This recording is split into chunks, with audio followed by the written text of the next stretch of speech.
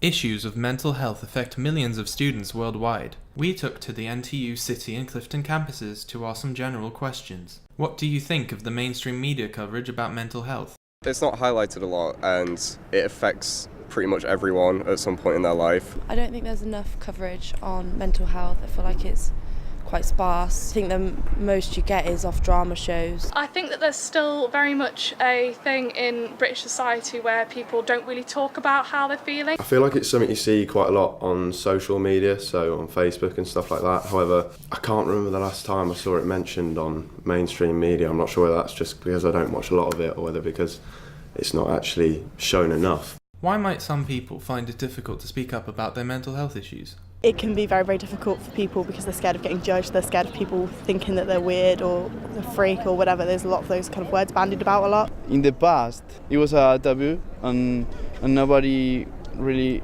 they feel ashamed about that.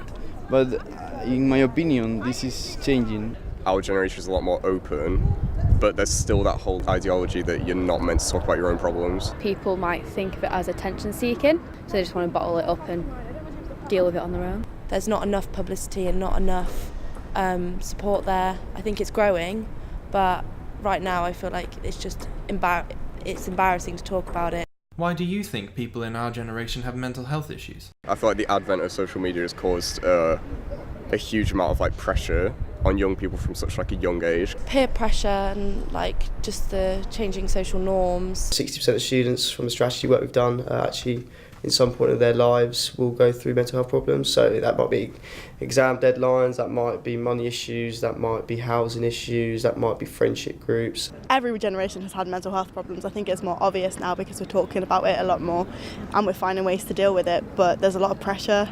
How can we as students help other students with mental health issues? Just be open and tell people that you're there for them, so it's easier to talk about it. Just being that friend, I guess. Caring with open arms, I think, is always quite nice. If anything, we can all relate to each other more than anyone else that's not in the student life. People need to be more open to being honest with their friends and stuff, and I feel like, especially within the male community, it's not as easy to talk to your friends. Men sort of have this bravado type thing about them which stops them kind of communicating on more of a deeper level. I think that should change.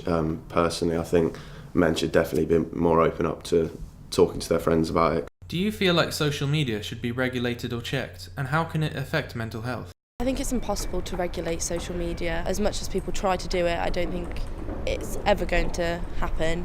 And I don't think it should be, because people have the right to express their feelings. Stories about people's experiences with mental health shouldn't be censored, because it can help other people deal with their own issues if they know that other people are going through the same thing. I feel like it's quite a difficult thing to regulate. There's a lot of keyboard warriors out there thinking that they can say whatever they want. It can hurt people's feelings at times as well, so there definitely needs to be something done about it. I think even if social media was regulated and checked, it wouldn't make a difference because people still have insecurities. Do you know any resources or websites that offer support for people with mental health issues? No, actually no, I don't know. I don't know any in particular, but I know there are stuff out there. I wouldn't be able to list any off the top of my head. Like Samaritans. I feel like a lot of it isn't highlighted that much or spoken about that much, so you don't tend to know where to go. A really good one is Mind, that has absolutely everything ever that you might want to know about mental illness. We've got the IIS, which is in the SU, so if you go to trentstudents.org/IIS, it's a free service, you can turn up at any time. NTU have their student service support. Don't be afraid to kind of seek advice from experts.